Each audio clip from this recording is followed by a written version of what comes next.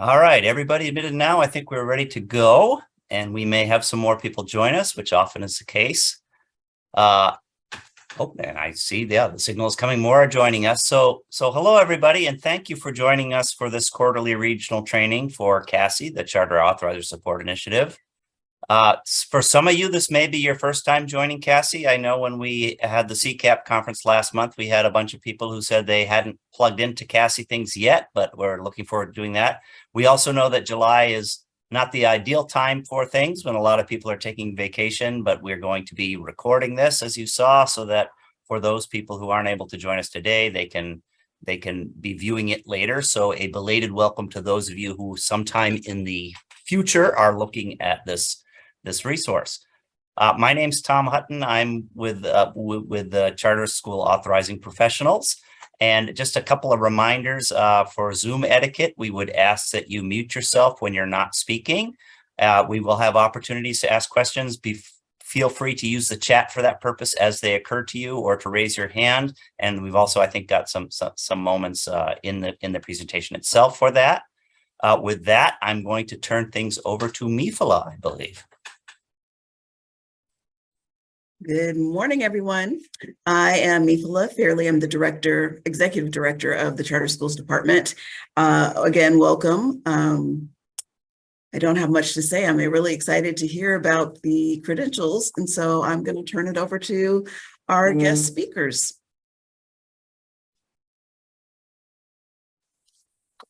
Maybe if we could move the slide. I think maybe we had some just introductory stuff on CASI in there still. Yeah. All right. Next slide. Am I driving the slides? Ooh. Is that this Cassie Choate screen? Oh, Casey, I guess we're viewing. Are you advancing slides for us, or that's the screen that I'm showing as well? Oh, here we go. Sorry about that. My Zoom just completely crashed. I don't know what happened there. Oh, my goodness. Crazy. Sorry about that. Mine had an update this morning, so it's just one of those days. Let me go ahead and get my Zoom up the presentation up and running again. I apologize for that. Not at all. We're having one of those interesting tech mornings. One of those days. We have a wonderful resource page, I'll just note for all of you who are joining us. And we all noticed this morning, minutes before, actually Allison noticed it earlier, but we realized that we had created a wonderful PDF of it, which did not bring any of the links with it, which wouldn't do you very much good. So we had to madly recreate that, and we'll share that with you shortly. So maybe if we could, Casey, if you could just go to the next slide. Okay, so just a quick reminder, most of you know CASI already. For those who don't, CASI is an initiative that's funded through a federal public charter school programs grant through CDE. And under that grant, both CCAP and our partners at the Santa Clara County Office of Education Charter Schools Office are implementing this initiative to provide supports for authorizers statewide with a particular focus on small and rural authorizers, but really for everyone. Next slide. Michelle or Mifala, did you want to speak to this? So the mission of CASI is to provide support to California authorizers of charter schools, and our focus really is on small and rural authorizers. We do partner with other county offices so that we can have a regional approach to really get down to the issues that are in various parts of California. We have right now 10 regional partners, and we also partner with the Small School Districts Association and FCMAT. Next slide, please. So again, I'm Mifala Fairley. I am one of the CASI members, along with my colleague, Dr. Michelle Johnson, who is the Associate Director. And you've already met Tom at CCAP, and he also has several partners at CCAP who are not able to join today. So Dr. David Patterson and Debbie Deal is also very active in things. Yeah. Next slide, please. So So- today we are focusing on credentials for charter schools, which is something that I am really excited to hear about. And our presenters are from San Diego County Office of Education. Casey and Monica Yep. are our presenters, and I think our next slide will have them get started. Okay. And but before we get started, actually, Casey, let me just editorialize a little bit here. The folks at San Diego County came highly recommended by people in the field that we asked around. There's an interest in CASI for teacher credentialing. Who's really good at this stuff? And boy, was that advice sound, because they have been not only just have all the information, but they've been incredibly helpful with us in working through and navigating. We wanted to make sure that we vetted everything through the various parts of CDE to make sure, and they've been very patient and just terrific. So I think you're in for a real treat today. Thank you, Tom. So I'm going to go ahead and get started. Today, so I am the supervisor for the Credentials and Live Scan Department at the San Diego County Office of Education. And with me today, I have Monica Robinson, who is our credentials analyst. So we're going to talk about a lot today, so be prepared.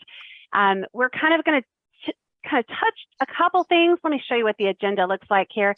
We're going to talk about a couple different things. We're going to go into detail about some things. So if there's anything that you want us to go into a little bit more detail, we're happy to do that. But it's a lot of information over the next, hour and a half, 2 hours. So we're going to go ahead and get started. And the focus of this presentation is about credentials for charter schools. So as an authorizer, you do need to know about credentials. You need to understand what you need to be, what's allowed, what's not allowed, because assignment monitoring is the authorizer's responsibility for those charter schools. So we're going to cover a bunch of different things just to make sure that you have a really good understanding overall of credentialing. But like I said, we can go into some detail if you have some specific questions. So today we are going to talk about ed codes that specifically affect charter schools.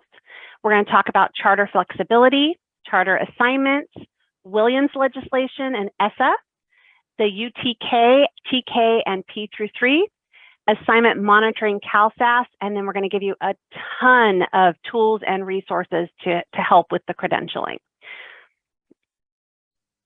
All right, so these are the different ed codes affecting charter schools credentialing. So in 2019, Assembly Bill 1219, which is the Jones-Sawyer, basically replaced what we used to do for assignment monitoring. What we used to do was assignment monitoring was done in a 4-year cycle. We would rotate each year a certain number. So we'd break down your districts and do it over a 4-year cycle. So over a 4-year period, you would have completed the entire county. So what was happening, though, what they were finding is that as they would start to do these, the 4 years would end and we'd start over again in the new cycle. In the new cycle, we would start finding the same errors that we found 4 years ago that were never corrected or that are happening again. So at this point, what they decided to do was they created the Assembly Bill 1219, which implemented a new system called the CalSAS, where they're going to be doing it every assignment, every single year.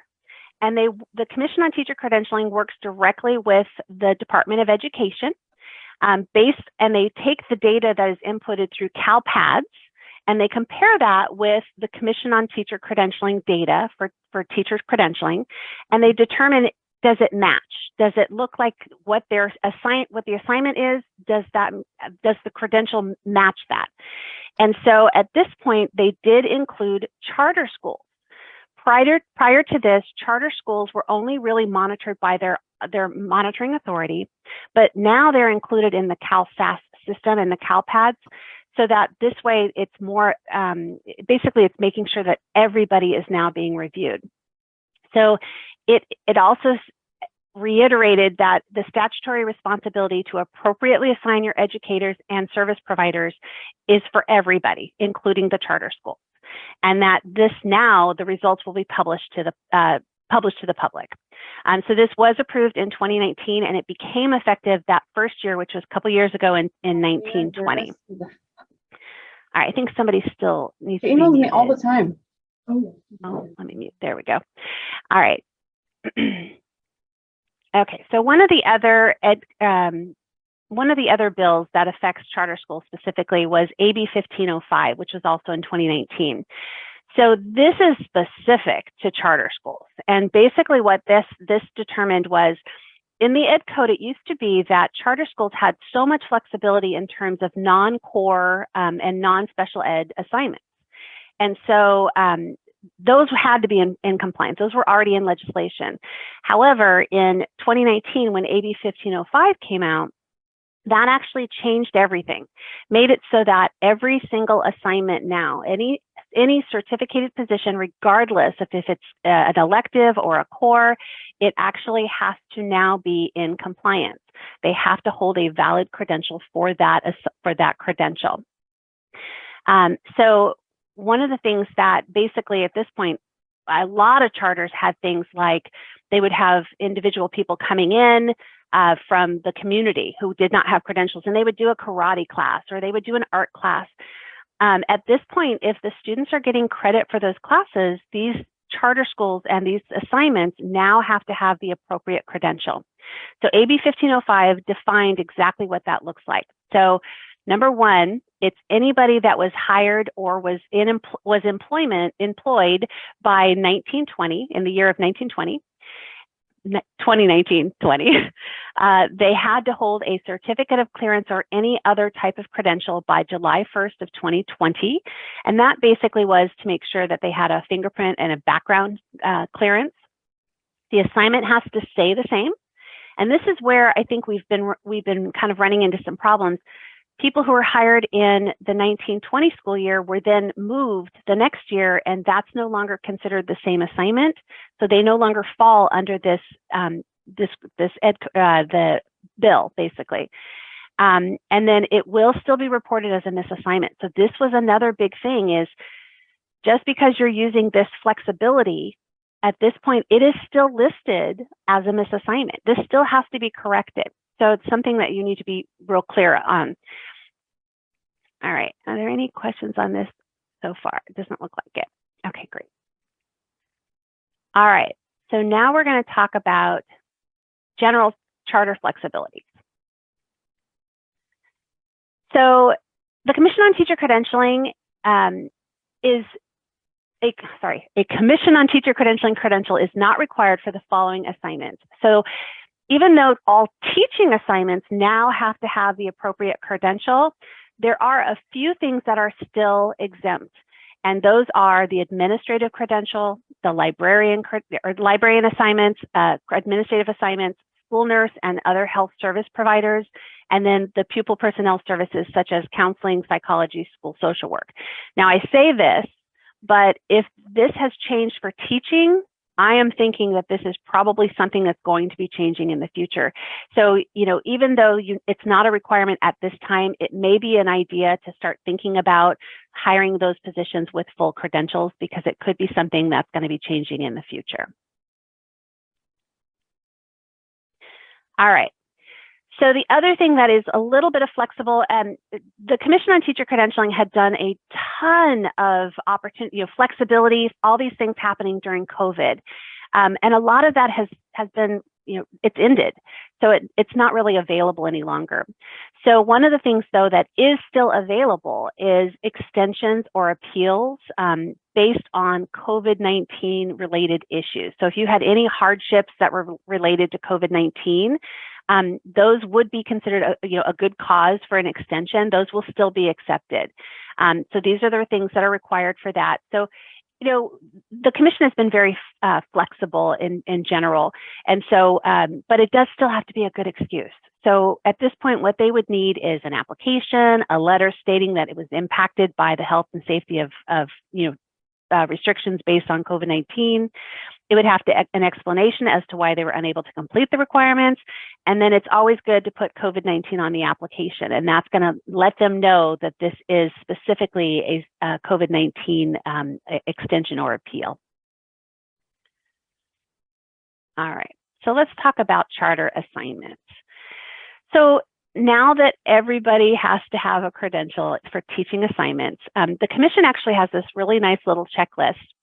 It is on the CTC website, and we're going to go over some of the locations on where you can get this information. But this is in the charter school assignments section, and this is a compliance checklist. There's actually 2 pages to this, and this might be what you would want to do when you sit down with your charters and you determine, are they in compliance? This is specifically from the commission. So they have to be cleared by the CTC professional fitness. That's your background check. That's your certificate of clearance. The 41LS, which is the form, the fingerprints that go up to the commission. Teachers in general ed, and it's specifically general ed core, reading, writing, math, history, social science, and science, have to hold the appropriate credential today. They always had to. That was one of the things that was in legislation. Teachers using assignment flexibility, which is the 1505, which is where they're getting a little bit of a break. They don't have to have these the credentials right away. So they have to be teaching in the non-core, non-college prep education classes or CTE classes. And then the people who are also using 1505 had to be assigned to the same position in 1920. Now, one thing I didn't mention in the previous slide was part of the flexibility for 1505 is that these teachers will have until 2025 to get the appropriate credential. So that means that they can be in the assignment without the appropriate credential until 2025. Now, remember though, that those are still marked as misassignments. So when they're reported through CalPADS and then eventually CalSAS, those are going to be reported as misassignments. All right, and so as of 2025, they then have to have the appropriate credential. Now, if you decide that you don't want them to be listed as a misassignment, you don't want to use this flexibility, then at that point, you could go in and actually have them apply for different credentials, and we'll talk about what those options might be for you. So then the last one there is charter school administrators and credential analysts must be aware that teachers using this flexibility are misassigned, as I just said, and have been advised on assignment correction options. And then let's go to the second page here, which goes on to the specific checklist. Teachers have the legally required appropriate EL authorizations to provide instruction for students enrolled in their classes. So basically, EL, English learner, was never something that was a flexibility. That always was something that you were supposed to have. So this again is another area that you need to make sure that your charter school teachers have an English learner authorization, even if they have one student on their record, on their roster. Which was one of the questions, Casey, about PE and ELD. So ELD, yes, they have to have it. This is regardless of the rules, the flexibility, it's requirement. And then for PE, did you want to just answer that now, or? Sure. Where does PE? So and where ELD? does PE? So it was the same. Do they still have to have the authorization? So PE is considered an elective. So at this point, they can use the flexibility with 1505. So, however, the EL part is not flexible. So you're kind of caught because you cannot have somebody, if that's all they had, there's nothing else, then unfortunately that person would not be able to use the flexibility because they still need the EL authorization for the PE classes. All right, I'm going to go ahead and move on. So special education and related services have the appropriate credentials. So again, that was not one of the areas that had flexibility prior to 1505. So that is continuing. Special ed teachers still must have the appropriate credentials for the services that they're providing. Volunteers and docents are supervised by credential educators and are not acting as teacher of record. So this is what I kind of mentioned before. There were quite a few situations where charter schools were bringing in outside agencies as volunteers, and they were teaching classes or they were doing different things.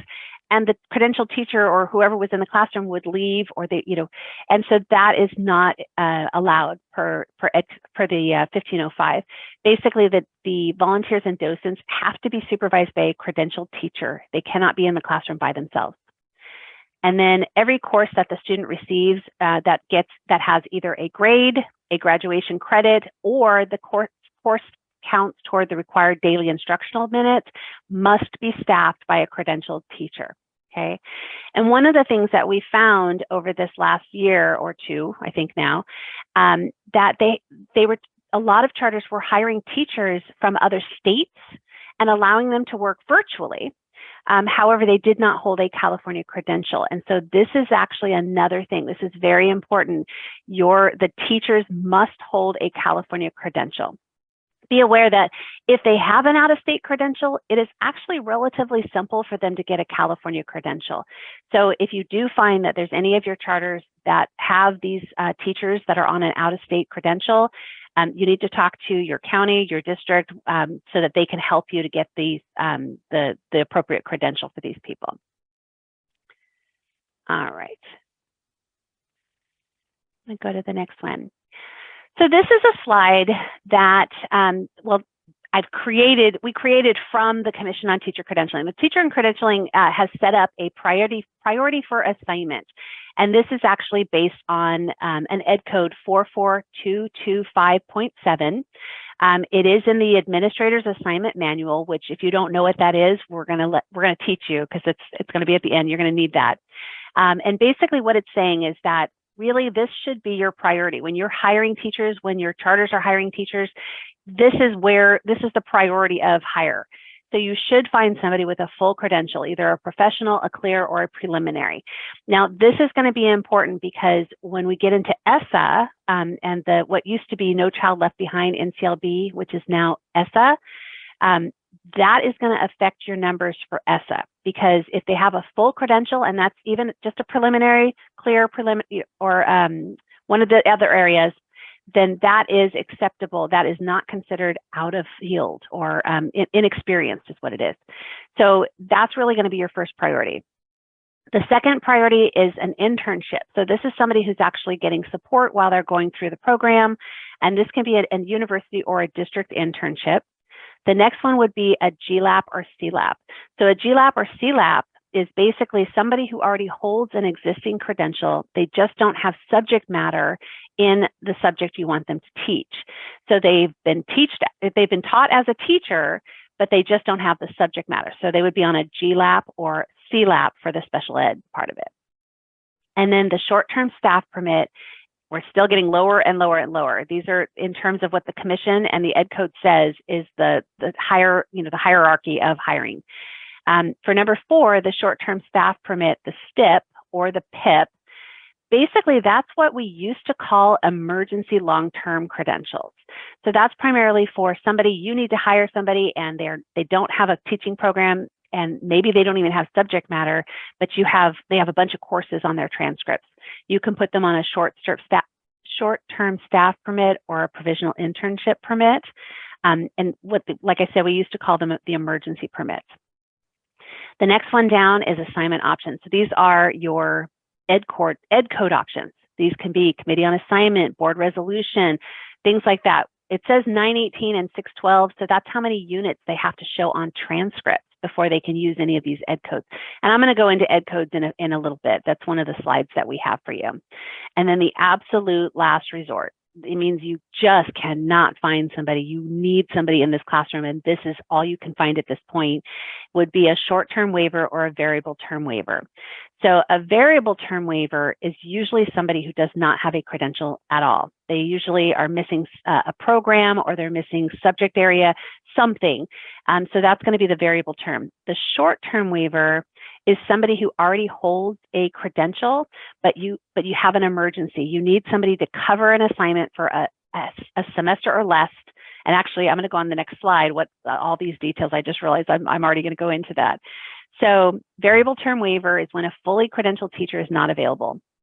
So in the Commission's website, it says employers should continue to search for a fully credentialed teacher if you are going to be using a waiver, because this is not supposed to be the norm. It should be the exception. And so then the short-term waiver is somebody who actually holds an existing credential, but all of a sudden you've got this unanticipated opening and you need to have somebody in that assignment. So that's where you would use the short-term waiver.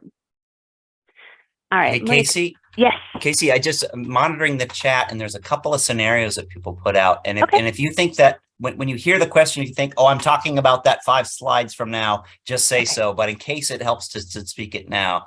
Okay. The first one, this is a scenario.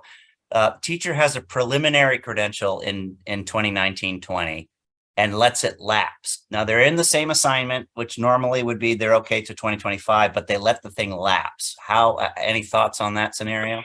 So if it is an elective class and it's not, and at this point, even though they had it, so that's an interesting question, because at the time, were they identified on your list of teachers that were going to be using the ed code option? So if in the year of 1920, you did not identify that teacher as somebody who was going to be using this ed code option, I don't believe they would qualify to continue. Monica, what do you think about that? In my opinion, I don't think that would work. Oh, let's see, she's there. Yeah. Yes, my understanding is if they started with the flexibility, if they started working at the charter 1920 and they let it lapse, I don't know that they would qualify. I think Right. it has to be with a valid document, but Yeah. I mean, when you put the data into into CalSAS, when you're actually using this option, there's a drop down that says using the 1920 exemption. So you may be able to do it. This is kind of a situation I don't think we've come across. So technically, they do have the ability. The ed code or the Senate, the SB 1505 basically says they have until 2025 if they're an elective position, and they were working in the 1920 school year. So I would, at this point, I would talk to your county office to ask them if they would accept that. I think in my county, I would probably accept it. Thanks very much. Second scenario for you, Casey. Mhm. Going back to the question of, a lot of charters had brought in outside community experts, which was really exciting. Now you need a credentialed teacher as supervisor. If you have an outside expert in a subject, and in this case, the question is about home ec, and that person is paired with a credentialed teacher, but that teacher is not credentialed in home ec specifically, does that get you where you need, the combination gets you where you need to go, or no, you're not there, you need the credential to be in the because they're assigning grades or something like that? So since it is home economics, which is considered elective, and if they are using the 1920 flexibility, then technically and the teacher stays in the classroom the entire time. So they are the teacher of record. So at this point, that would probably be acceptable because of the fact that even, the person who's giving the grades is the person who's using the flexibility, and they're bringing in a volunteer who is not the teacher of record to help with that assignment. I think that would be acceptable. Now, be aware though that this is only going to be acceptable for a couple more years. That home ec that person who's in that classroom must go and get that home economics credential, or maybe your volunteer wants to go and get a credential in home economics, but somebody has to have the appropriate credential by 2025. Thank you. Okay.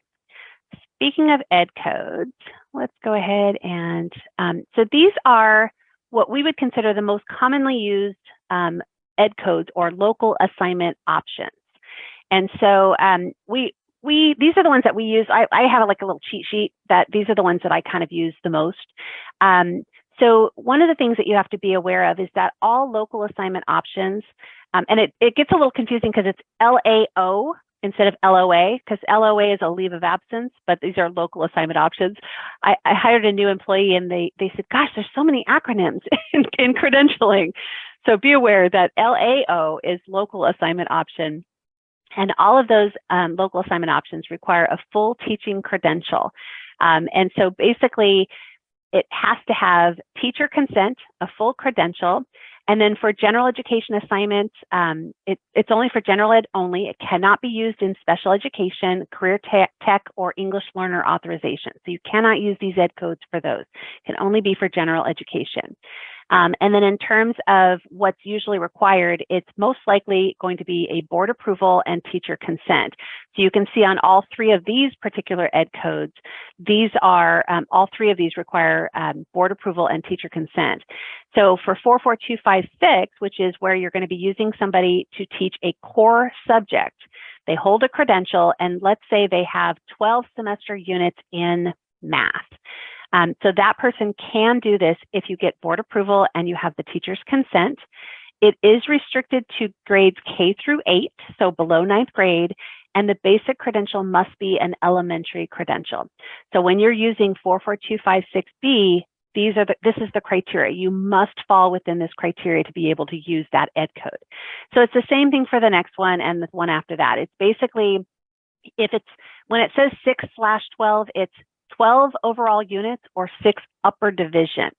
So if they have that, and this is approved by your board, if you can provide documentation to your monitoring authority or your county that you're using this, well, in my county, we don't actually require all of the back end documentation. We just need verification of the board approval. And so we'll accept this. Now, these are all going to be identified in your CalPads. So when the data is entered into CalPads and you are using one of these ed code options, this needs to be identified in CalPads so that it does not kick out as a misassignment. These are considered acceptable options for the assignments. And then I'll go ahead and go on to the next slide to show you the other couple that we use quite often. The one that we see quite often is the 44258.7 C and D. So this is for electives only. It's K through 12. You can have any credential, but this is very specific. This one has to be not only, it says board approval, but there's actually a committee on assignments that has to be formed, and it's all the details about how to do that is in the commission's administrator's assignment manual. And basically it says, exactly how to have this specific board for this type of, to use this ed code. So that one's a little bit specific. And then we have the 44865, which is for alternative schools and opportunity. There's quite a few different programs out there that use the 44865. Now, be aware that if you use an ed code option, it does actually impact the ESSA, and we'll kind of go over that in a couple more slides. And then, hey, Casey. Oh, yes. Sorry, real quick clarification question in the chat. In the charter context where you are designating board approval, that refers to the charter schools governing board, correct? So it would be the charter's governing board, unless you have some sort of an agreement with your charter that they would have anything that they're doing approved by your board. But typically it would be the charter board. Thank you. Mm-hmm. All right, and then just the last one is Title V 80005B. So these are basically those unusual situations or subjects where there's really not a specific credential to cover this. AVID, I can't think of any other ones off the top of my head, but this is where you would use the Title V. This does require teacher consent, but if you notice, it doesn't require board approval. So this one is used quite often. Okay. Oh, and just to mention, in terms of board approval and teacher consent, this is an annual thing. It must, because the assignments do change each year, this is something that you should be looking for. So when we do our assignment monitoring on our end, and Monica is going to go into a lot of detail about assignment monitoring, there's some things that we collect ahead of time, and this is one of them. Anybody that's using these ed code options, we ask for this data ahead of time so that we know exactly what they're teaching and what ed codes they're using. So it's important to get this board approved and teacher consent every single year because the assignments do change. All right, so let's talk about the non-classroom based charter schools. This is where we were talking a little bit earlier about, we're finding that there were a lot of online programs where the teachers had out-of-state credentials. So I'm reiterating that the out-of-state credentials are not acceptable. It must be a California credential. So alternative settings, even though they're alternative, they still have to meet the new requirements.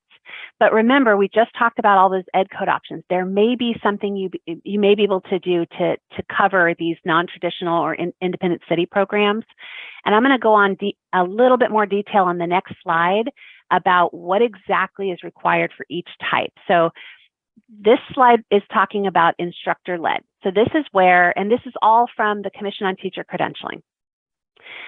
If it's instructor-led, where the teacher is actually teaching the class, and even if it's online, it's virtual, they still have to have a valid credential, okay? They're treated exactly as if they were actually in person. This is the same. If they are providing instruction, they must hold a teaching credential. The next one is facilitated. So this may be that the students are doing a software-based program. They're kind of doing their own thing, but they're asking for some help. Like they need, well, Mrs. Jones, I need more help on this. I need a little bit more information about this, because it does require a little bit more than just the student doing their own thing. They must have a credentialed teacher in the classroom. Now, it does not have to be specific to the subject that the student is working on, because that could change often. It just has to be any full credentialed teacher, and that's based on a bachelor's degree, student teaching, and all that.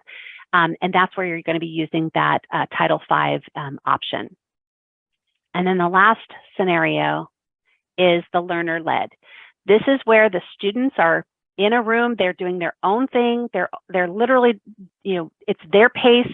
It's pre-programmed.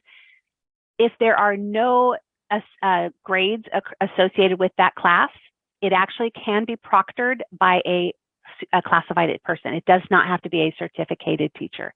So now, if there are grades associated with the course, then you do have to have a teacher, and it does have to be Title V. All right. Okay. So now we're going to talk a little bit. Let's make sure. It looks like I have another question here. How do we identify teachers on local assignment options at the beginning of the school year? Can this be accomplished entirely through CalPEDS? So what I will say to that is, in San Diego, what we do is at the beginning of the new year, usually we wait a couple months because most assignments are still being filled and all of this stuff has to be pulled together. We actually ask all of our charters and our districts to provide the documentation. Usually what we'll ask for is a copy of either the board approval or the teacher consent. And we ask for a copy in like January. And this kind of encourages your charters and your sites to do this. And actually it's something they're supposed to be doing every year, get them everything signed off.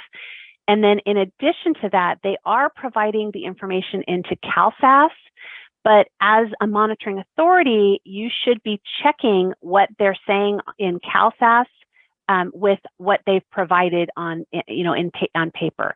That's what we do in our office. Is every time they identify that this person is using an ed code option, I go and find the teacher consent form that they have sent me in January to make sure that what they're telling me is actually what was signed off on. Because unfortunately, I have seen in the 20-something years I've been doing this that they tell you one thing and they're actually doing something else. So it's kind of important to have that to double check. All right. So I'm going to go ahead and talk about some different scenarios that we've kind of noticed in terms of assignments for charter schools. English learner authorizations. So this has really been kind of an issue, and we're finding that the question earlier, well, I have a PE, I want to use the flexibility, but there's also EL kids in that classroom. So unfortunately, you have to have an EL authorization if there's at least one kid who needs to get those services. So there's 3 different levels for English learner. The highest is the bilingual instruction. Now, if you have a teacher with a bilingual credential, now you'll see on the far right, it says authorization code BA, ***.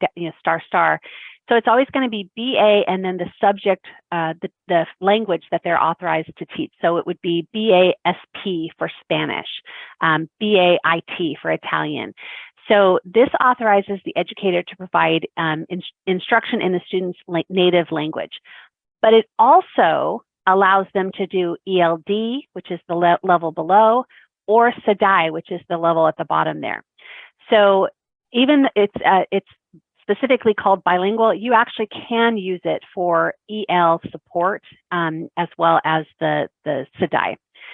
So the second level down is the English language development, the ELD. Now, this is for people who have the old CLAD, if you're familiar with that term, the CLAD, or an ELA 1. This is a higher level English language development where they give them a little bit more support for these limited English proficient students. You can actually pull them out and have an individual class with them. You have the ability if you have this level of EL.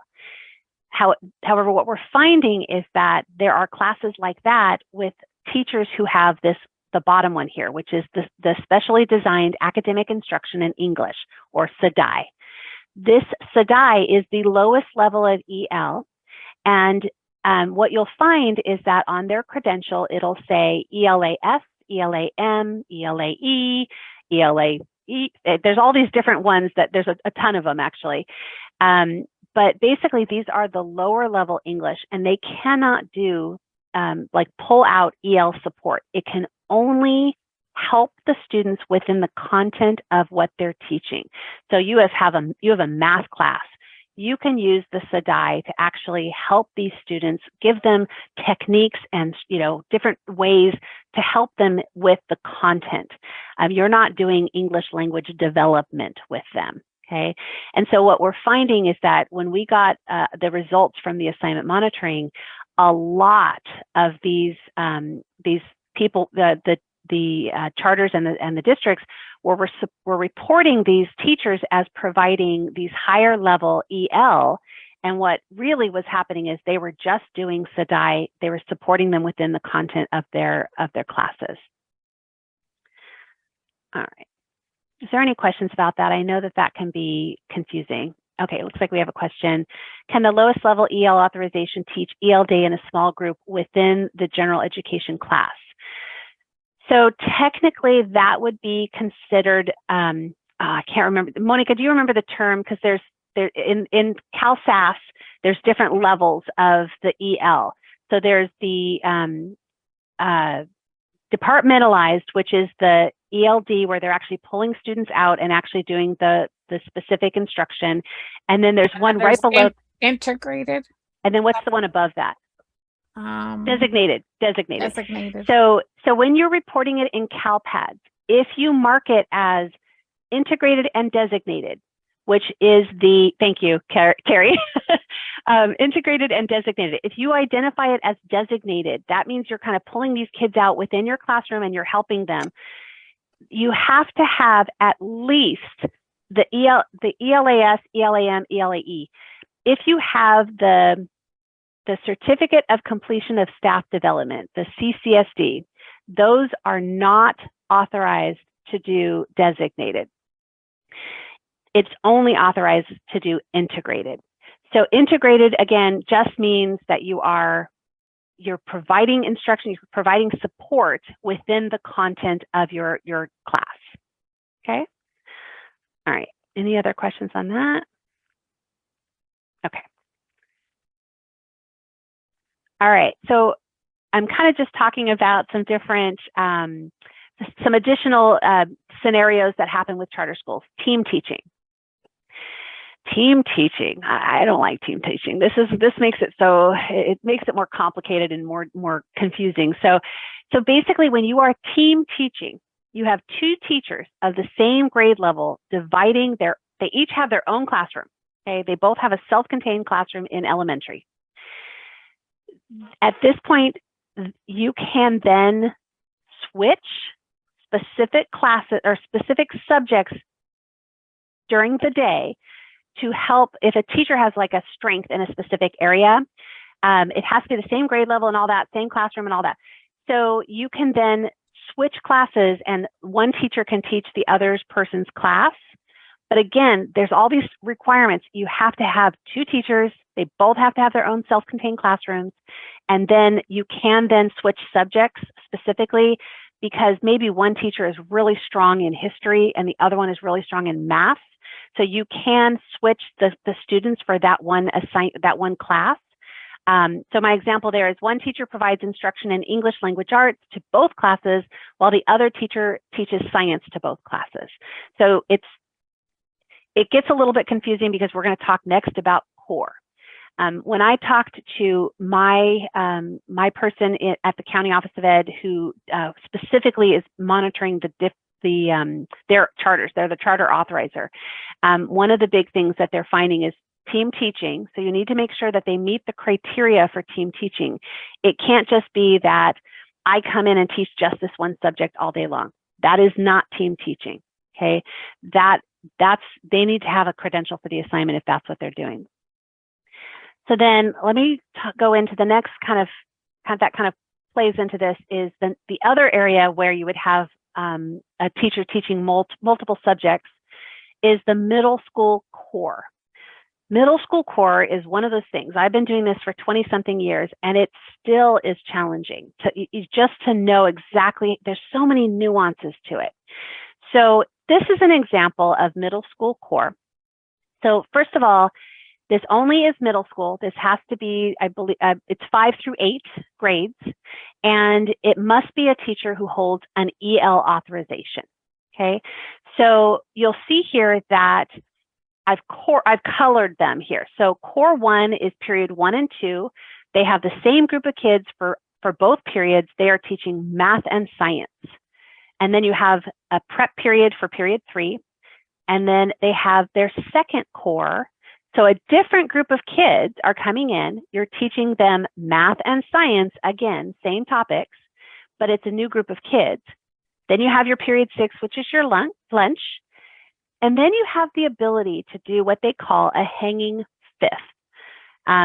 It doesn't have to be fifth period. It doesn't, but basically it's called hanging fifth, which basically is you can teach any of the subjects that you taught earlier in the day, the math or the science, to the same grade level, but it can be a third group of kids.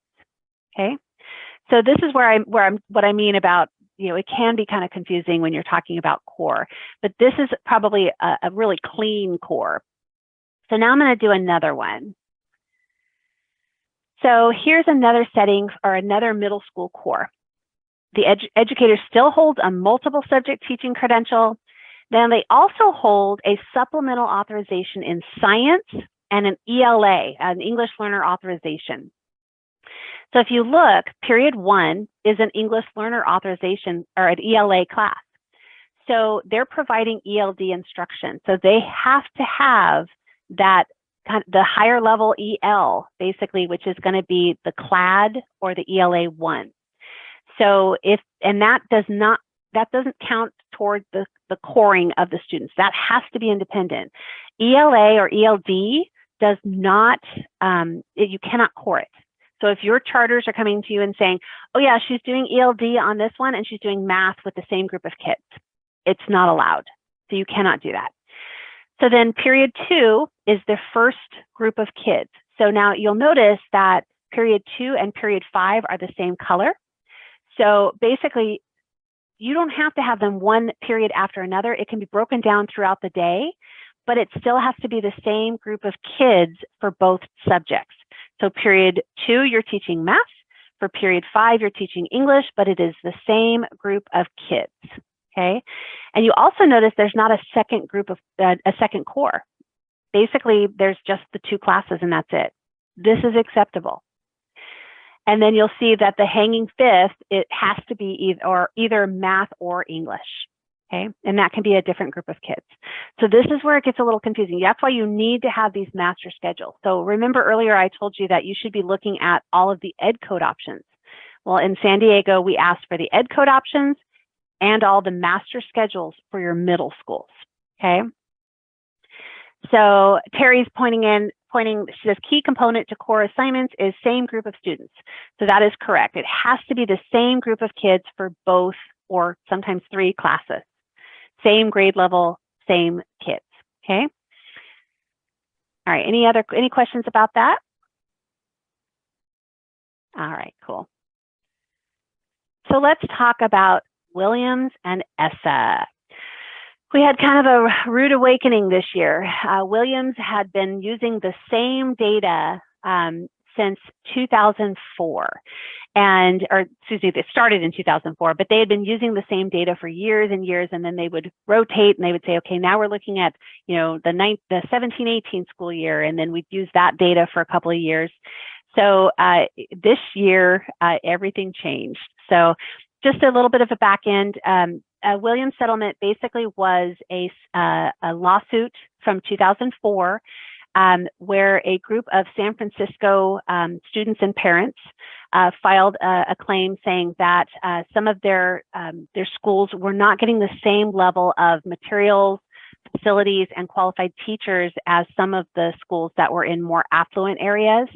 And so this is when 2004 is when they started reviewing any of the schools that were considered decile 1 through 3. So the lower performing schools all fell into this Williams settlement, and all of their instructional materials, facilities, and their teachers were evaluated every single year.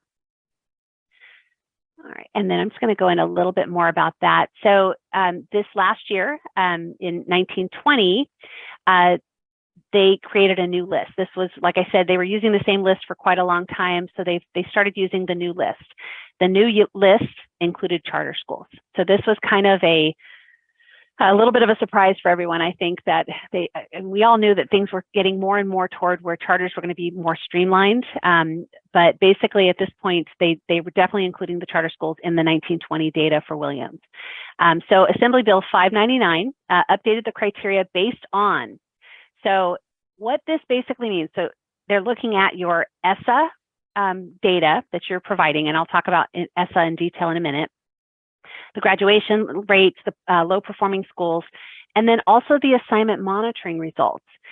In terms of if there were 15% or more in terms of credentialing issues, you now would fall into a Williams. You'd have to now start doing the Williams review. So this was kind of a big surprise for some of our charters who had never even been part of this before. So we got the list recently, and the charters were included in this list. So this is where they're looking at, I'm sure you've kind of heard about this, anybody who did not have a full credential. Remember, we talked about the priority. Well, anybody who didn't have that number one, the full credential, either a preliminary, clear, then those were basically considered they're looked at in terms of ESSA, and it's part of the calculation in terms of if you're going to be part of the Williams settlement. And they're also looking at your vacancies and your misassignments in addition. All right, any questions on that? All right, so I'm going to go on to ESSA. All right, Every Student Succeeds Act. This replaced No Child Left Behind, highly qualified. I'm sure you're still hearing the term highly qualified. We don't use that term anymore. It's basically ESSA has replaced No Child Left Behind. And one of the questions that we get quite often is, are local educational assignments or agencies required to ensure that all teachers of core academic subjects in the state are highly qualified? So like I said, we don't use that term any longer. No, under ESSA, as long as they have a full credential, an ed code option, if they have something to cover the assignment, they meet the criteria for ESSA. However, based on what type of credential they have, what level and all of that, then they may fall into a different category. And I'm going to go into some details on the next slide.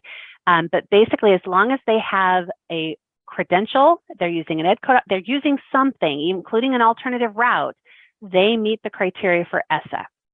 And at the bottom, I added special education teachers must still meet the qualification described in the Individuals with Disabilities Education Act, though, regardless.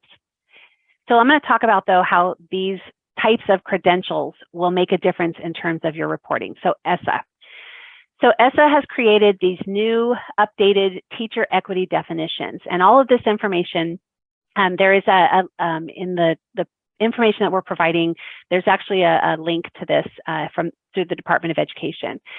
So at this point, there's three kind of major categories that we look at when the Department of Ed is doing ESSA, and they're looking at the teachers and what type of credentials they have. So you'll notice that the data that just came out, literally, I think July 1st, so a couple days ago, you'll start seeing that there were a lot of people identified as ineffective. Well, ineffective doesn't mean that they're a bad teacher. All it means is that they were legally authorized by an emergency permit that didn't require, a full credential, or they held a teaching credential, but they didn't have they didn't have the appropriate credential. Maybe they were misassigned, or an individual who holds no credential, permit, or authorization to teach in California. So that one obviously is probably ineffective because they don't have anything. But all the other ones would fall under ESSA, or excuse me, ineffective. And then the third one was, teachers with the following limited emergency permits would also be considered ineffective. Now, they are in compliance. They can teach. They're meeting the criteria for Department of Ed and the CTC. However, they are going to be identified on the dashboard as ineffective because they may have a PIP, a STIP, a variable term waiver, something like that. So, this is where it got a little bit mushy. The technical word term. All right, out of field teacher. So, this is one of the other areas that they talked about for out of field. Out of field means that somebody has a full teaching credential. They have been through a program. They've done everything. However, they are now teaching a subject that is outside of their existing credential. So, for example, you have a teacher who is fully credentialed in science, but you now need them to teach a period of math. You put them on a general education limited assignment, a GLAP. It's still totally in compliance. However, it is going to be reported as an out of field teacher. So this is kind of you have to think about when your charters and your sites are getting a lot of these. This is going to look kind of, it's not going to be great on the dashboard. It's actually going to show you have a high percentage of out of field or ineffective on the previous slide. So you really want to try to find as many teachers as you can that have full credentials. And then the last one here is our inexperienced. So this is just basically new teachers who have less than 2 years of experience.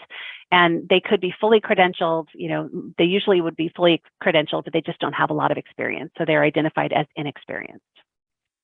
Now, on the next slide, I do have some direct links with more information about ESSA and the teacher equity, which is where all the teacher equity definitions.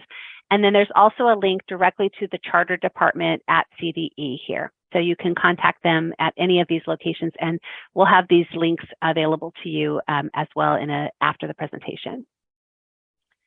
All right, any questions about this?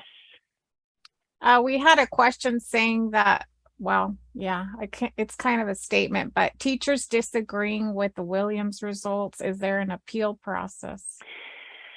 I mean, at this point, I think that the only thing you can do is try to reach out. I'm not really sure if there's a specific appeal process. At this point, the Department of Ed is having, they're going to be doing some, Mafula? Yeah, so I just put in the chat a note that CDE released an updated list where they did remove, I think, about 19 schools. Oh. So as far as an appeal goes, I'm not aware of anything, but I know that they did relook at the list and took off a few schools. Okay, great. Yeah, so at this point, I think the question is that, if you're questioning the data, I think you need to go to the office hours that the CDE is providing, send them an email. I think at this point, you have to understand it's based on not just one thing. It's actually a compilation of different data that they have compiled. And at this point, that's where the data, or where they're determining the placement into Williams. All right, Monica, are we good? Did we get all the questions that were in there? Yes. Okay, cool. All right, the next thing I'm going to talk about, and I'm not going to go into too much detail about this because there's not a huge number of the charter schools who do early ed or elementary ed, but I'm going to just kind of give you a brief overview of the UPK and TK changes that are happening right now.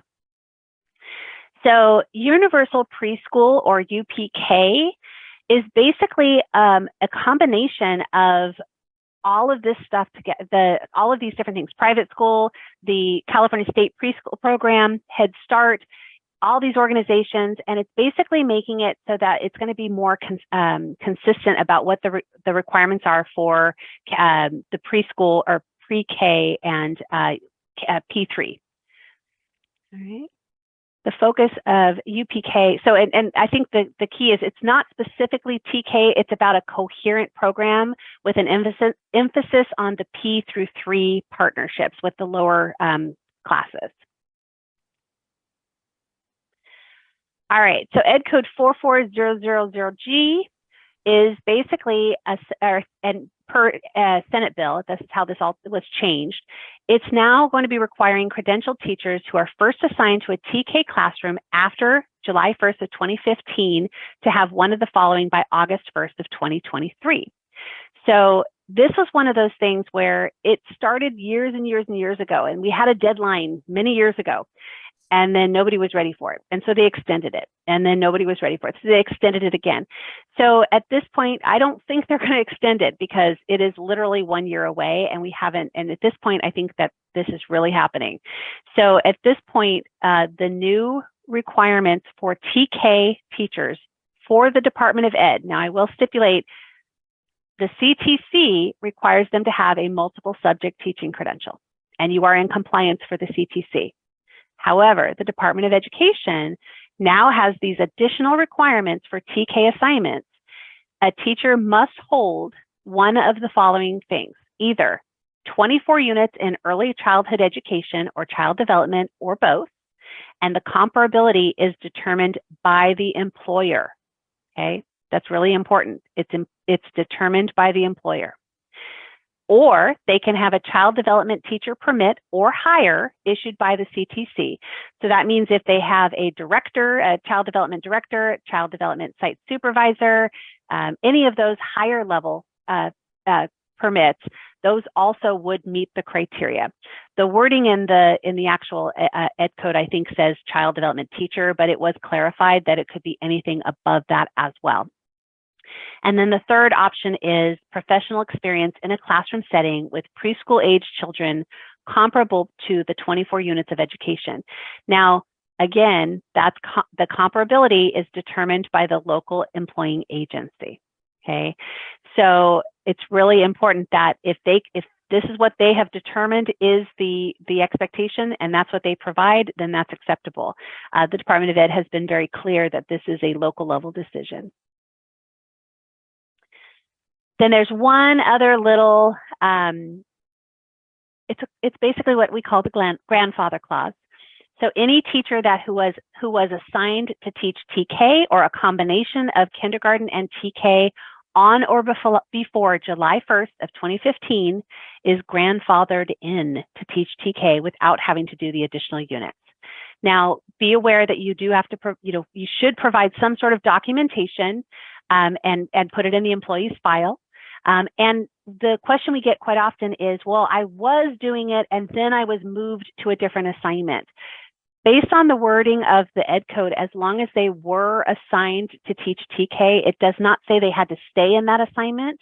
So as long as they were assigned to teach TK prior to 2015, they meet the criteria for the Ed Code. Okay. All right. We're about to take a little break, but I want to make sure that there aren't any questions that we didn't cover. There are not any questions unless somebody wants to either say it on the screen or raise your hand or. All right. If that's the case, then I will go ahead. We're just going to do a quick 5-minute break. We have so much information and we only have about an hour. So let's do a quick 5-minute break. When we get back, we are actually going to go into a lot of detail about assignment monitoring and specifically about what your responsibility as a monitoring authority, exactly what you're going to have to do for assignment monitoring. So let's take a 5-minute break. It is, let's call it, it's 10:06. So we'll come back at 10:12. I'll give you 1 extra minute, 10:12. Thank you. So I'm going to pass it on to Monica Robinson, my credential analyst. She's going to talk about assignment monitoring. Good morning, everybody. So we are moving on to the assignment monitoring part of it, the good stuff, the CalSAS that everybody's looking forward to getting access to here shortly. That's supposed to start in August. So with that being said, this is the timeline that the commission has, along with CDE, given us. Pretty much a snapshot of what it looks like. As Casey mentioned earlier, CDE and CTC working together to get the data through CalPADS, which has delayed the accessibility since we're supposed to be doing this in the spring. So we will be starting, God willing, 90-day monitoring period August 1st, and then it goes through the 90-day monitoring period. And that will be covering the 2021 school year. So this is typically what it looks like. And it's based on the fall 2 census data that is compiled. So we're Monica, I'm sorry, I just want to correct. It's the 21-22 school year. I think you said the previous year. okay. 21-22. Yeah. All righty. So that's the timeline. And again, CalPADS is submitted. Fall 2 is always on the same date in October, typically. It's always the second, or should I say the first Wednesday in October is Census Day for Fall 2. So everything is entered beginning in January, but then it's certified by the local education agencies. So any of your CalPADS folks, data administrators, I know at the charter, you guys probably do it all. So you probably designate an HR person versus like a district that has somebody that does CalPADS all the time. So these are the deadlines here. And then what is entered in CalPADS is what is being matched to the teacher credential, hopefully the authorization allowing the course that's being reported. So it's by course code. So the course code has to be entered correctly, accurately. And the codes are on the CDE website. And then we're going to show you some tools on the codes in a few slides from now. So what exactly is collected? Pretty much anything that has to do with the assignment. So anything from special education, English learner data, if they're teaching on an ed code option, CalPADS has a way of it being entered. If they're doing middle school core, the ed code there has to be indicated in CalPADS. If it's not entered, that's when a challenge is flagged, potential misassignment. So the data is then transferred to CTC after Fall 2 closes. All the data is compiled together, and then that's when monitoring can begin. So which data, as far as the educator and the course, they are listed in CalSAS by the data in CalPADS. So for the staffing, it's their state educator ID. It's not by social in that system. So the SEED number, state educator ID, and then their name, birthdays, and no nicknames, and their gender, their race, employment start date, all of that information is captured in CalPADS. And as far as the course section information, the enrollment, what is being taught, by seat number, what they're teaching, that kind of information. For CalPADS questions, we have the website listed there as well. Then for the staff assignment file, which is also collected in CalPADS, this is where the staff job classification is going to be. So it will indicate if they're a teacher, an administrator, a nurse, a school counselor, that type of thing. It will indicate if it's a non-class based assignment. And then the student course section enrollment, which students are enrolled in each course. So this captures that there. So for CalSAS, for the assignment monitoring, we listed the link here for access. There also is a training mode for this CalSAS, like a sandbox that you can play with for training and such.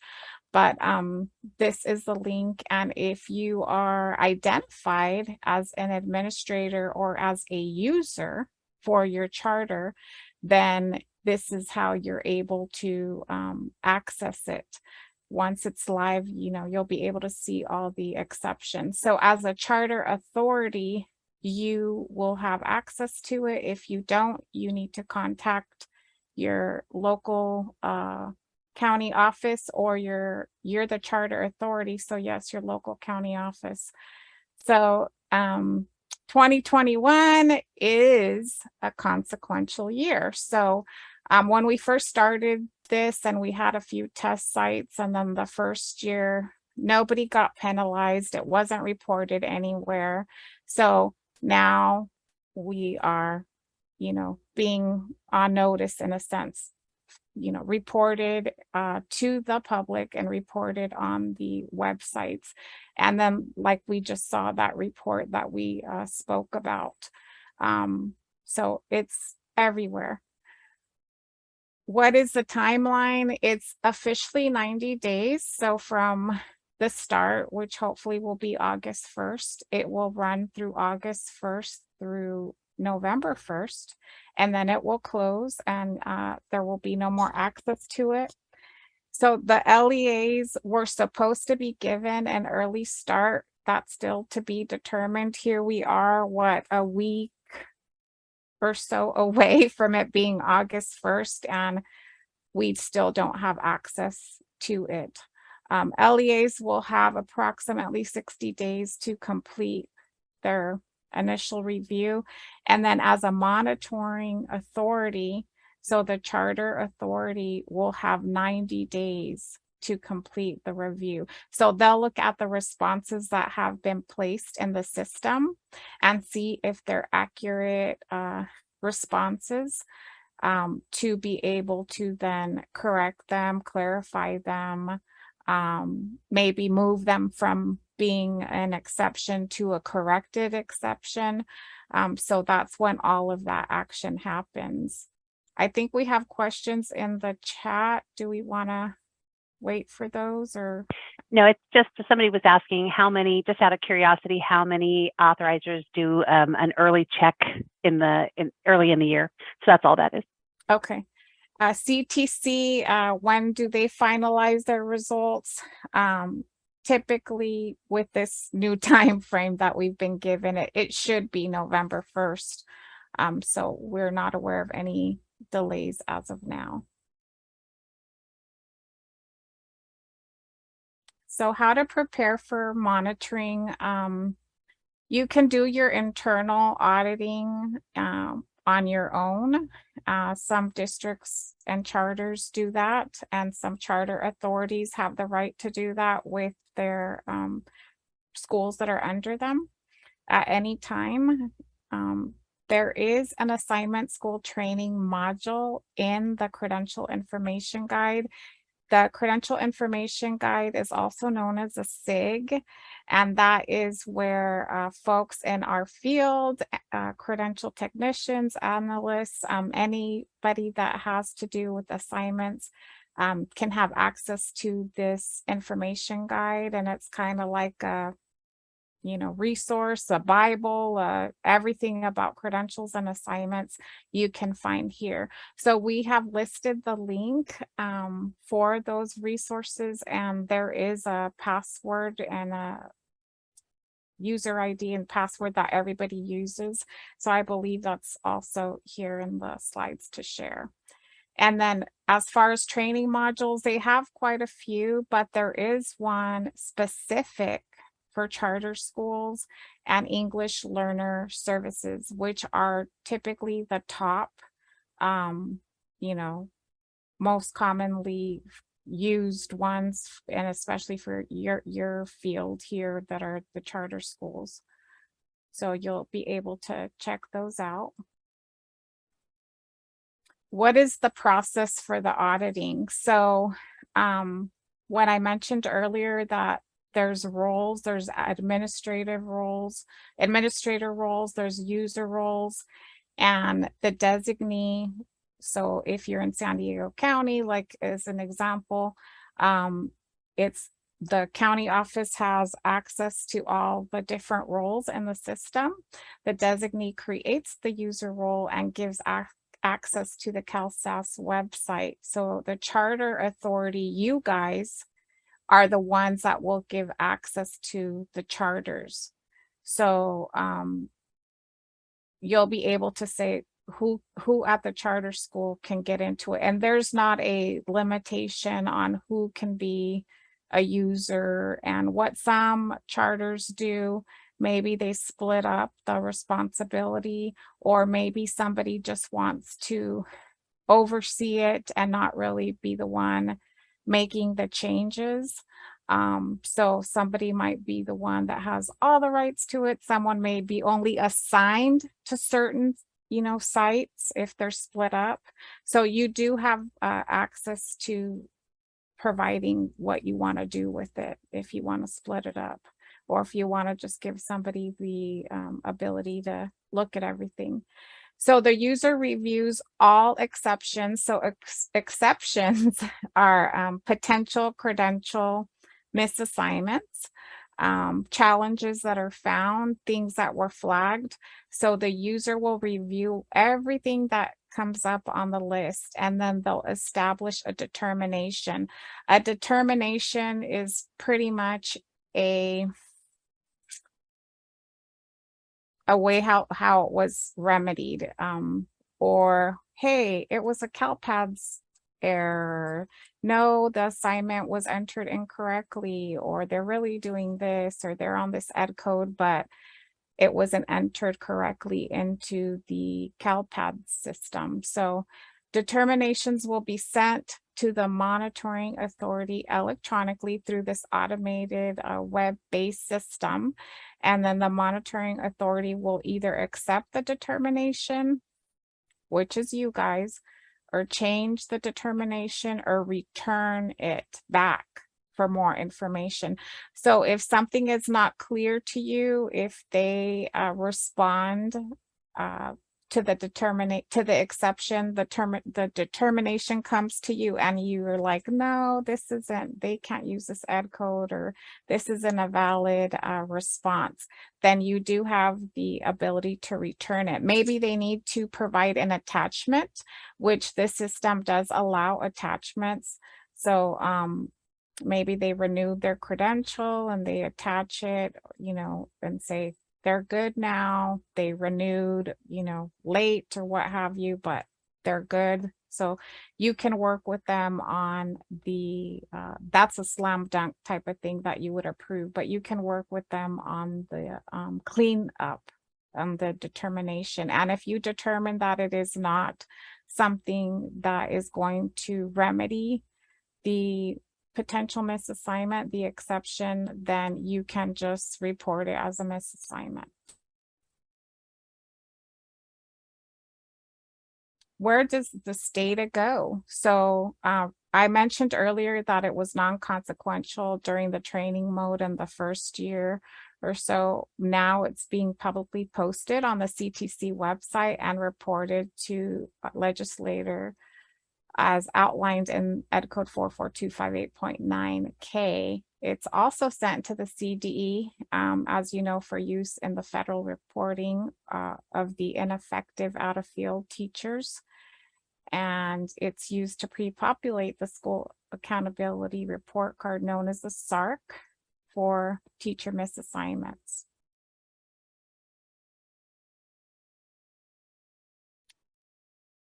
Your initial steps. So once you have access, what are your initial steps? So logging in is the obvious, going in to get your data.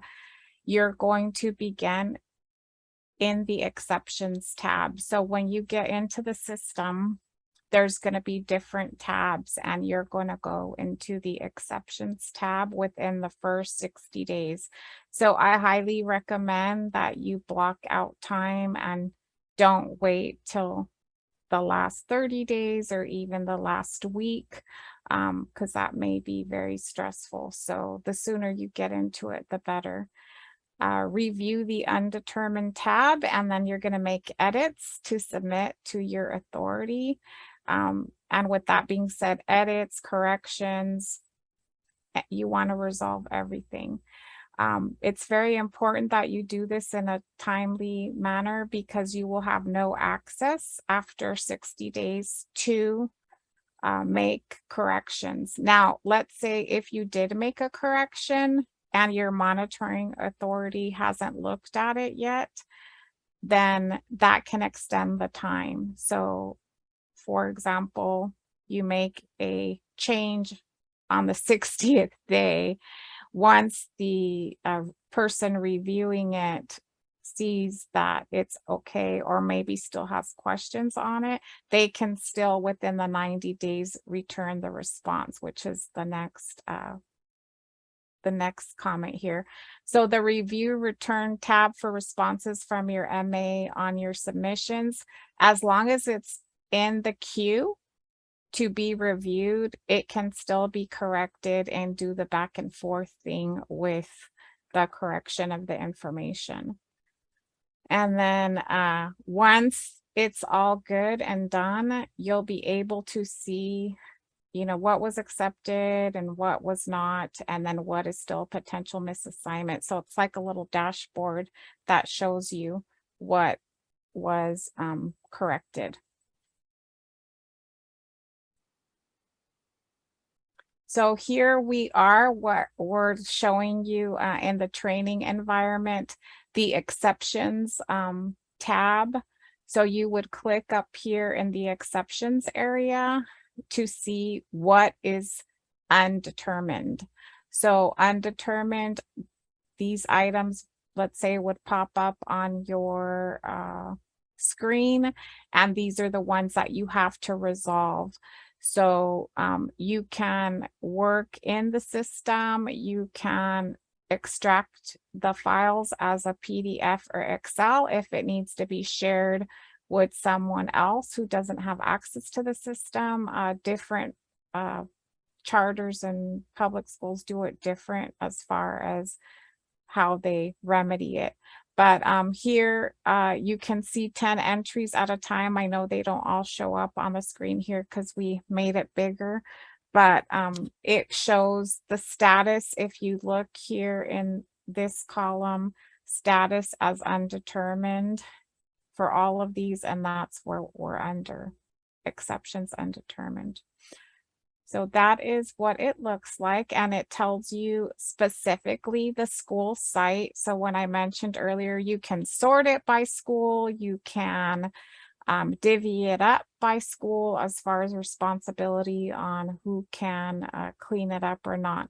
It will also tell you the last modified date, when it was last touched or sent back, or you know, however that is. It gives you that information on the right hand side.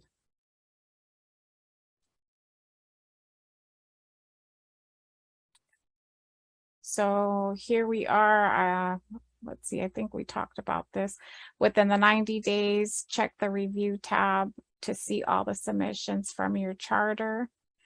and then either accept the information given to you or return it. So it will then go into another tab that the charter should be looking at. So even though they cleaned up all their data and all their potential misassignments, if they never go back to the return tab to see that something has been returned, that could be an issue. You know, once you say, okay, I'm done with this, my part is done. Well, not necessarily. So always be checking that return tab to see if anything has been sent back for a needed response.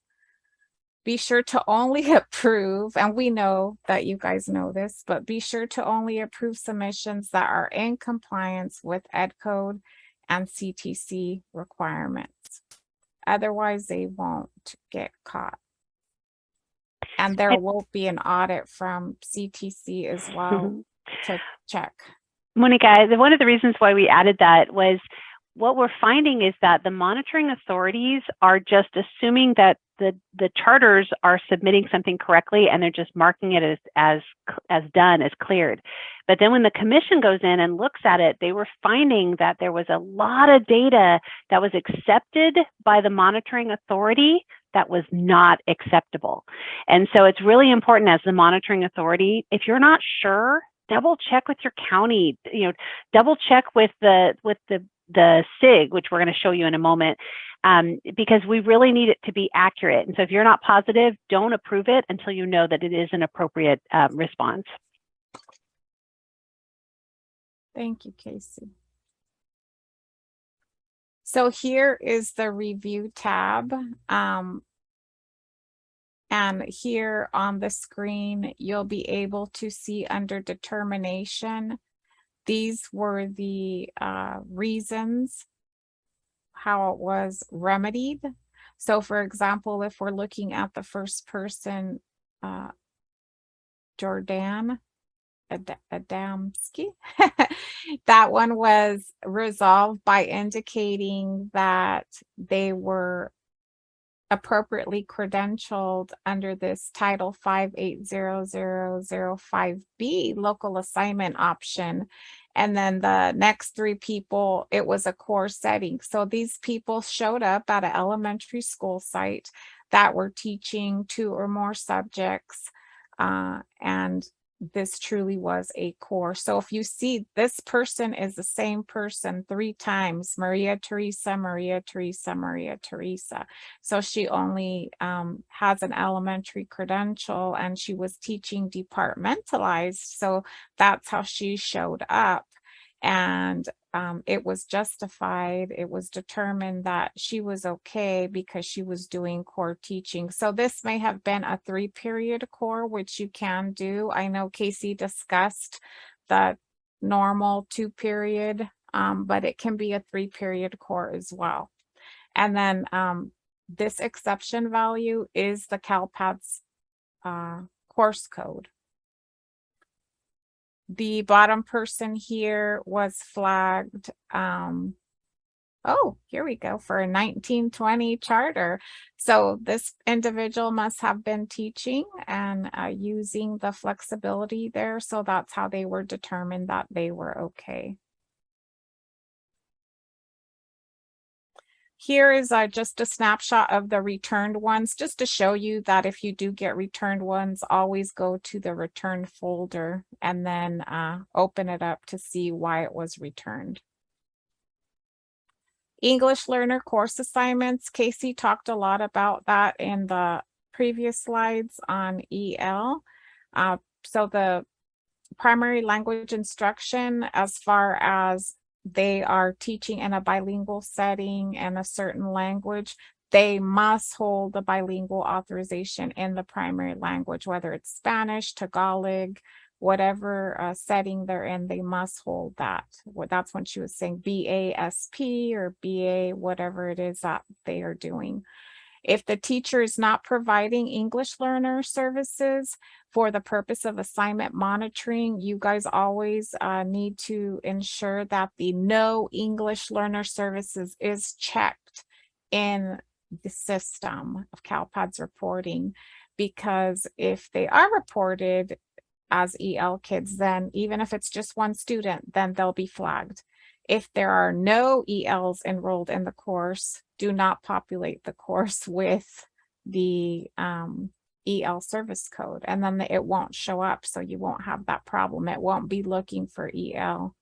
So educator, yes. Sorry, well, just real quick. We also heard from the CTC that they have added a second double check for that.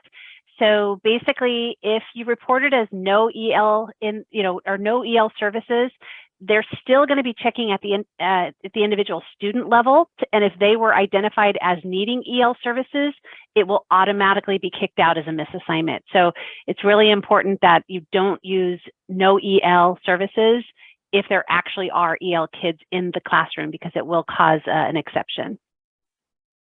Thank you, Casey. So the last bullet here, if the educator is teaching, let's say at the high school level, middle school level, and a departmentalized ELD, they do need to have the full EL authorization, such as the ELA1 or the SA12, or even the bilingual authorization.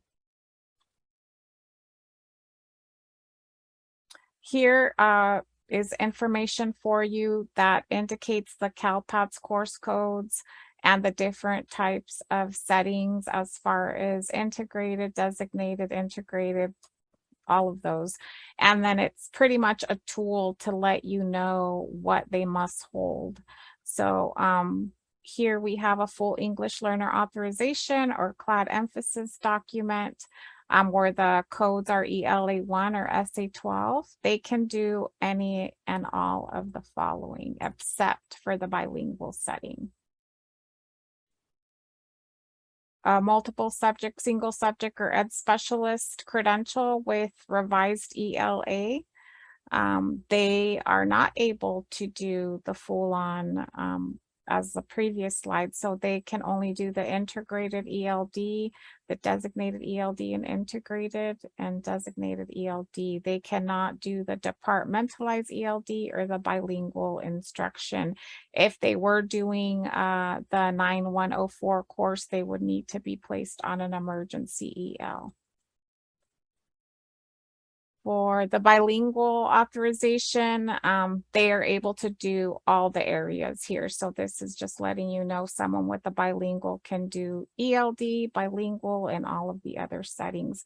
Now it will be checked against the language of delivery. So if the person has been identified, if the language doesn't match the authorization that the educator holds, then it will generate an exception, something to correct. And then the lowest level certificate of completion of staff development, that one is more limited, as Casey talked about earlier. The authorization will vary on the code on the certificate. Some of these were in-house certificates only. Some of them went through the Commission on Teacher Credentialing and had codes on them that authorized them to do the designated ELD and integrated, versus if they didn't have a code on them, then they can only do the integrated. Aside from the electronic CalSAS assignment monitoring, there is still a paper-based audit. So we are still required by law, county offices, to audit all certificated assignments. So this includes adult ed, early childhood special education, child development, and preschool. These assignments do not have CalPADS course codes, so they're not captured in CalSAS. So we do still ask for these from our districts and charters, since we have the monitoring authority and it is required by law that we do audit these. So we ask for them. Obviously, it's done via paper and checked against the CTC and the payroll system that we use. So local education agencies need to provide this documentation to their monitoring authority annually. So this does need to happen. Of course, you can't force everybody to give you data, and we ask for it and we audit what we receive. And we still are required to report it if it is a misassignment. What is a misassignment? So based on Ed Code 33126B, 5B, it is a placement of a certificated employee and a teaching or services credential who does not hold the credential or the certificate for their assignment. There are sanctions for this via Ed Code 442225E on the misassignment of credential holders, and obviously the publishing of them and all of that on the internet. So the County Office of Ed is the one that monitors the school districts and the charters outside of CalSAS via the paper and CalSAS system, as I indicated earlier. You guys want to know how to fix things, how to remedy the misassignments. So this is for general and special education teacher assignments. These are some options. So you'll hear employer-driven documents a lot. These teaching permits are only available through the charter, through the employer, and cannot be applied for just by coming into our office and requesting these type of documents. So employer-driven are the provisional internship permits, the STIPs, which is the short-term staff permit, and then the limited assignment permits, which are general ed, the GLAP, and then there's a special ed, the CLAP. So these type of documents need to have certain pieces, parts of the application material signed off by the employer, and can only be submitted via the employer. The short-term staff permit, that is a one-time issuance only. It is not renewable. It is restricted to the employer. So the charter that asks for that document, it will only be able to, the educator will only be able to provide services to that charter employer. And then what is the responsibility of the employer? That recruitment is done for that position, and that orientation and ongoing support is given to the educator. And then there's a written justification that is signed by the superintendent of the school or director or the designee. And then the PIP, which is a provisional internship permit, that one as well is non-renewable, restricted to the employer. And this one is not available to anybody who has met subject matter and passed the CSET. And it is not available in the early childhood education specialty area. And then it is specific, again, since it's an employer-driven document, that diligent search for recruitment was done, that a diligent search was done for a fully credentialed teacher, and then public notice of intent to hire on a basis of a PIP needs to be done, and then orientation, guidance, and assistance to the educator, and then the PIP holder will need to be assisted by the employer as assistance with helping pass the CSETs or program enrollment or any one of those things. Potential solutions. Casey talked a lot about local assignment options. So pretty much the slide here is going to tell you that if they hold a full teaching credential, not an intern, not a waiver, not a PIP or STIP, only someone with a full teaching credential, a preliminary or a clear, may be on a local assignment teaching option. What is needed for that? Teacher consent on file. So they're pretty much saying they consent to teach XYZ course for the 21-22 school year, or whatever school year it is. It has to be done annually, like Casey stated. And this is for general education assignments only and cannot be used for special programs such as special education, career tech ed, or EL services. Here are the most commonly used local assignment options. So we won't go too much for the sake of time into them because we're running short on time here. But pretty much if they have met unit requirements or board approval or both, then they're eligible to teach outside of their area. So these are the most commonly used. Casey talked about these in a previous slide as well. English learner assignment options. What can you do when someone doesn't have an English learner assignment, English learner authorization to cover them? So when they're serving English learners, the only thing that you can do is either an emergency CLAD permit or a general ed limited assignment permit and world language ELD. So obtaining these two documents, one or the other, will cover the English learner assignment when they show up on the audit. So if you're hiring out-of-state teachers that were trained out of state, the likelihood of them not having an EL authorization is high. So you always want to cover them with an emergency CLAD permit or a GLAP so that they're able to service the students and then not show up on the audit. Bilingual students, if they are being serviced, the educator must hold the emergency BCLAD permit, and this requires a full authorization teaching credential, and then they have to meet a target language oral competency, and then submit an application and fee for the authorization. So here we are. I know I went fast on those, but we're running out of time. So here are tools and resources. I talked about the SIG earlier, the Credential Bible, the everything you need to know. This has manuals, handbooks. You're going to want to put this on your desktop, save it on your desktop because you're going to use it a lot, hopefully. And a lot of your questions will be answered by going to this. So you're going to go, and the username, like I said earlier, is the same for everybody, SIG 2011, and the password is the same. So some of you may be very familiar with this. Monica, do you think we could actually go into it? Maybe you could use it for the first link here. I'm not sure if it's on there, but this is just such an amazing tool.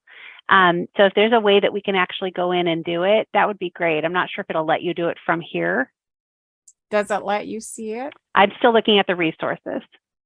Okay, I clicked on it. So you may have to switch.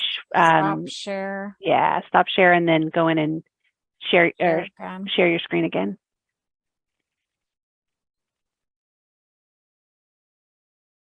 Yep, that's perfect. Let me make it a little bigger. Yeah, please. Perfect. Okay, so here we are. This is when you log in. So I have the password saved already, but this is a credential information guide.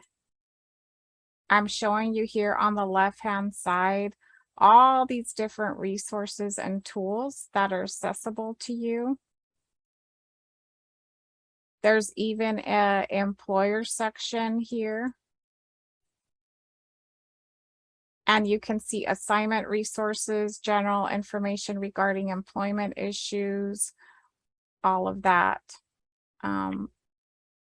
So when we go to resources,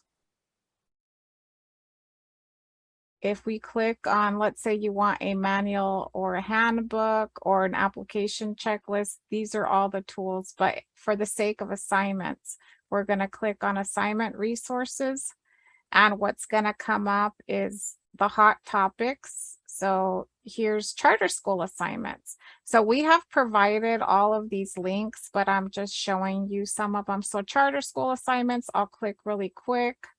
It talks about the flexibilities. It talks about service and non-classroom based assignments, CalPADS considerations. It talks about reporting and independent study, which falls under 44865. The charter compliance checklist that Casey showed earlier, there's a link to it there in hard copy that you can use as a tool. I know I'm moving fast, but we're running out of time. What I do want to show you though is, let me see, let me go back. Educator assignment, charter school assignments. If you don't have access to Seeds, this will tell you how to gain access to a whole different system that you have to ask permission for. How do employers get access to the new Seed lookup system? So it's called the ECS, Educator Credentialing System. So you go there and then you indicate who you are, what your title is, what organization you're with, and so on and so forth. And then they'll give you access to that system there for the Seeds if you need them.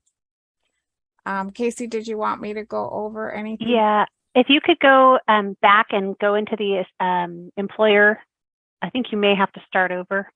Okay. Not sure, because I want to look at the assignment, the CalPADS codes. Okay, It should be under employers. back to employers. Yeah, at the top There we there, are. and then assignment resources.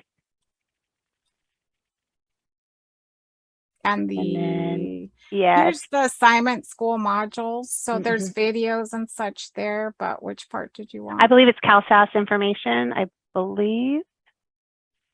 And then it Yes. should, yeah, here we go. And then go down, and it here's is the, training manuals, video tutorials. This is what we wanted to show you. Yep. So my favorite. so this is a help for you, a very great help for us. So where you saw those codes where the folks were listed as misassigned, and then it had a course code. So for example, here we go. These classes here, 1000 is always going to be self-contained. It's your typical elementary ed assignment. So if someone shows up with code 1000, they need to have what type of credential? A multiple subject credential. We won't go over all of them, but let's just say someone says, oh, I have somebody teaching algebra. You could type in there in the course title, the algebra class, not knowing, because hey, you don't know what course code it is. There's so many numbers that you have to remember. So you would say, okay, so is it an algebra 1 class? Is it an algebra 1A, 1B, algebra 2? And then let's say it's an algebra 2 class, a course code 9252. And your charter says, well, they have a foundational level math. Okay, they're authorized with foundational level math. So if they don't have any of these authorizations listed here under limited or full, guess what? That educator is going to show up on the CalSAS. So Monica, I think we are really, really tight on time. So let's go ahead and go back to the slide deck, because I think we're just going to quickly go through the last couple of slides that are just really resources and links, which we will be providing you in a separate document. And then we want to give it back to our hosts here so that they can wrap things up for us. So if you could just go through those real quick. So these are all the ones that I just showed you for CalPADS, the links for that. There's a link for charter school resources, English learner chart, what we showed you in some of the slides, CTC credential information guide charts, a link to all the charts, credential authorization sort table. Here's the manuals, 2021 assignment manual and the 2007 assignment manual. The reason we post both is because some information was not transferred into the 2021. So you may find it in the old one. Here are some CalSAS links. So if you're new, we recommend that you go through the 1-hour step-by-step online training. There is a YouTube tutorial on creating and managing users in CalSAS. There's a tutorial on managing the workloads if you want to distribute the work, and then how to access the system. The link is there. I'm sorry to speed through these. Do we have any questions in the chat? Looks like Allison put in the links on the resource page, and she's got it in the chat. So if you wanted to go to that, it has all the different resources we just talked about. And with that, I think we'll pass it back to Tom. Well, I just want to say again, Casey and Monica, thank you so much for such a comprehensive review, right down to the brass tacks of what you got to do when and where all the resources can be found. I know this is really helpful for, now that this year it really counts. Just to wrap things up very quickly, folks, and we head to the next slide.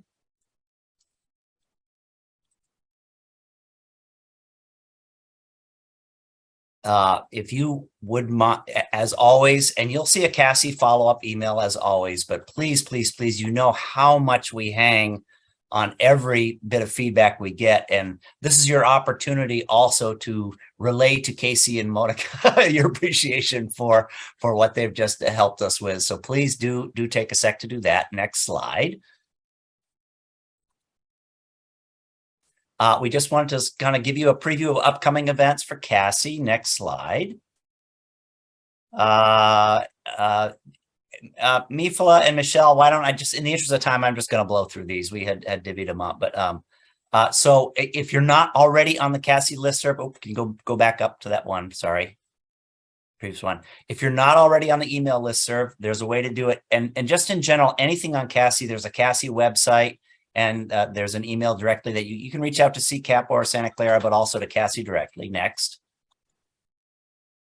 We do have our monthly charter chat next week. For those who haven't done it before, it's a 1 hour quick. Here's what's going on. Please, please, please join us for those. They're really helpful. We give you, what's up with the latest legislation, what's going on, a chance for you to share what your burning issues are. We have breakout rooms for the regions. And again, you can find that on the CASI website. Next. Quarterly regional trainings like this one. Today, we just did it virtually because it's July, but we're going back in October to our model of offering 3 North, Central, and South. You'll see the dates there. You'll see them in the emails. You'll see them on the CASI website, but we're going to be at the CCAP conference. The request from a lot of the financial training was we really want to sit down with all the documents and dig through them together and look at that stuff. That is what we're running with. We're going to bring in FICMAT along with Debbie Deal. We'll be in Laco, Salinas, and El Dorado. And we'll also have a virtual one on October 14th for those who don't want to travel. But if you want to get together, or if it's not you, somebody from your fiscal team, and you want to get together in person and do it, those are the opportunities. Next. As you know, we typically do the Authorizing and Oversight 101 workshops like we just did at the CCAP conference. And you'll see those in different conferences of other organizations where you or your colleagues may be going to their conferences as well. Look on the agenda possibly for those, because we're trying to make sure that for those who are new to this field, and there's a lot of turnover in the field, that we offer the beginning welcome to chartering in as many places, as many ways as people can get it. Next. Just a shout out to our regional partners who are our official county Office of Education partners. There's 10 of them now. We're always looking for more, so stay tuned on that. Next. Here's their contact information for all of our county Office of Education partners. And then we'll have the next couple of slides are ours. And you can find this on the CASI website as well. Next. And next. And I think that wraps us up. We're 2 minutes over. We are very grateful for your time. Again, I mean, we know July is not always the ideal time. For those of you who weren't here today but are watching the video later, if you have follow-up questions, you know where to reach CASI to ask those questions. And we'll be sure if there are things that are worthy of follow-up that you also want us to maybe address in the monthly charter chats, which are, again, the last Wednesday of every month. Please send those to us as well, or chime in at the charter chat, and we'll make sure that we loop back to these things as well. Again, one more note of appreciation to Casey and Monica for being so helpful for us today. Thanks, everybody. Have a great day and a great weekend.